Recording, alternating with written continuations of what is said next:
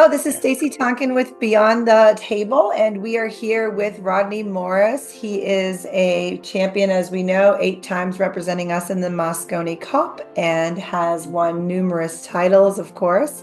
Welcome, Rodney. We are going to talk to you really quickly about the mental game and how you've gotten to the point you're at with all of your tournament championships. Our first question is, what mental trick helps you stay calm when you're playing in front of a crowd or feeling nervous? I close my eyes and then I wish I was somewhere else. No, I'm just kidding. No, you're always, when you're practicing and training, for something big, you're making sure that, your basics are sound, your fundamentals. And that way you have your, that to fall back on. See, because people always say, think happy thoughts or think about something positive and all this. The only thing you should be ever thinking of is making the ball and getting position. That's it. So if you're thinking of anything other than that, that's a distraction. So just make sure that's it. And so now when you're out there and telling yourself, okay, I'm on the one ball, okay, I'm shoot this with low left, come around 2 rails for the 2. That's all it is. Don't ever add any other thoughts into it or nothing, because that's not going to work out for you. So keep it simple. Okay, that's great. Keep it simple. Okay, our second question is, how do you reset your mind after making a mistake during a game? Yeah, that's a big one. So you got to be. I always tell people pool players have to forget quick. So we gotta, because mistakes gonna happen. So you gotta shake it off and remember to stay in the moment. And the moment is what's happening right now, forward, right? So it's like a life lesson too, right? Just like, this is whatever happened, Pat. Don't think about again. If you're thinking about that, then you're not thinking about making this ball and get in shape, right? That's right. So it helps you. Yep, I see a pattern between a lot of pros I talk to that say that too, right? How you think in life and how you think in the game are pretty similar, and that you just kind of go for the point. You gotta really focus and take your time, and that gives you confidence, right? Like to fall back on something, like a foundation to think.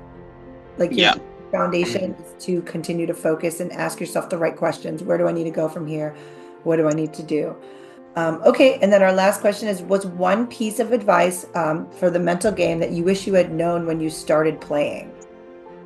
Well, it's something that I learned after I was playing about 6-7 years from my mentor, Hawaiian Brian, and he said, you got to learn to play within yourself. And I didn't know that. I didn't click until 1996, but he had told me that in like 1989, I think. So it took me about 6-7 years. Yeah. And when I won the US Open and when I played, and it was, and I got into those situations, when I used to play for money, and I got into those zones, and that I started playing within myself after a long period of time, but I didn't realize what was happening. So something just clicked. And then, so it really showed, it showed me later on. I told him after in 96, I said, Brian, I finally know what you mean playing within yourself.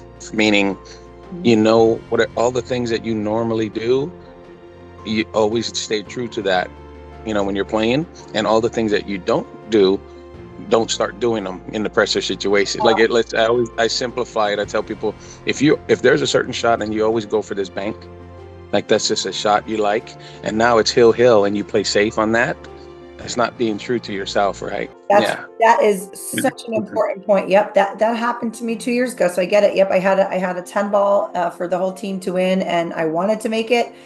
And I know the coach was kind of like, oh, maybe I'll play safe. And I was like, oh, and I was like undecided, and I left the 10 hanging. And so the next year, same thing happened. I went through 2 days of playing, and I had the same 10 ball because we were playing in the Palmer Bird, and I said, oh, this time I'm making this one because and the same thing, I bank them, and sometimes I bank them a little hard.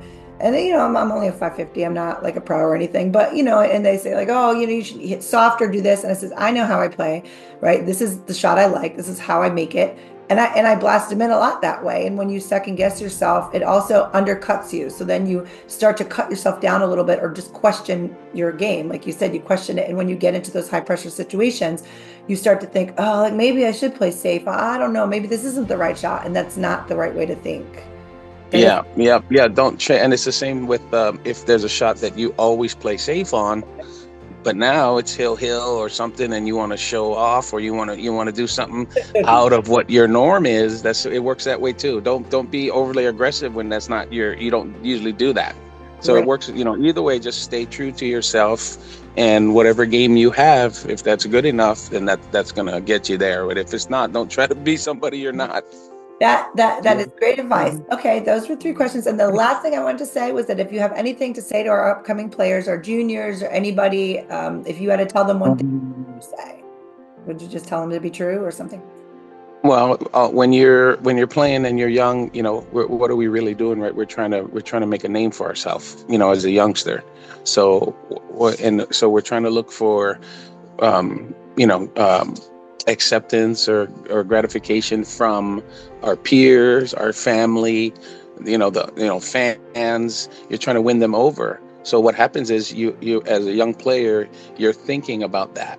So my advice would be, don't think about what everybody else is thinking or who you're playing for. You just focus on the game and what you're doing at the moment, because all of that other stuff is going to come no matter what. So a lot of people will be like, oh, they get upset when they start missing the ball, making mistakes, and look, oh, my mom think of me right now, or my dad's making me nervous, whatever. Yeah, yeah. They always that's the young. I said, don't play for them, play for yourself, and just focus on the game. And yeah, every time we start thinking about who's watching, am I embarrassing myself or am I impressing somebody, it's not, it's a distraction. So just focus on the game, and your recognition and your name is going to come just from your game anyway. So that don't worry about the future, just worry about what's happening in the present. Wow, thank you. That's such great advice. It's not a surprise that you've won so many tournaments, represented us 8 times in the Mosconi Cup. Players really appreciate it, and we hope Oh to. yeah, always 11 times, by the way, but I'm not counting. We're not Oh, counting.